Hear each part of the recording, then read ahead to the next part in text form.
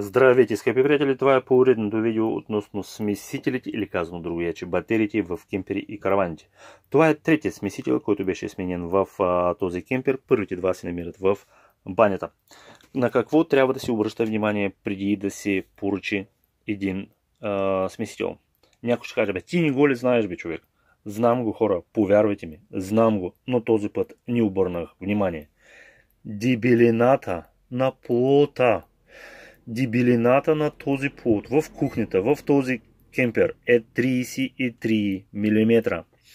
Дължината на стандартната резьба в смесители за кемпери или каравани е 33-35 мм. Следователно не пасва, защото тази контра гайка не може да го закрепи, не хваща, не държи. Затова беше придобит този елегантен смесител с дължината на резьбата 40 мм. Много е год, много ми харесва. Какво беше необходимо, за да мога да го сменя? Демонтирах или махнах това чекмедже и разглобих чолата на шкафчета. Някой ще каже вратички, няма да споря. Понеже този смесител не е с меки или гъвкави връзки, а само с накрайниците, това беше купен маркуч с вътрешния диаметър 10 мм. Плюс към това още бяха купени две връзки за маркуч.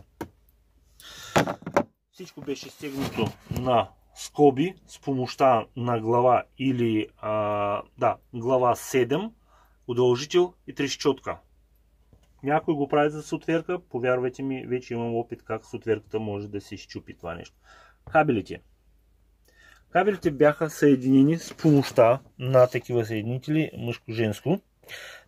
За изолация ползвах такава изолация. Повярвайте ми, не знам как се нарича.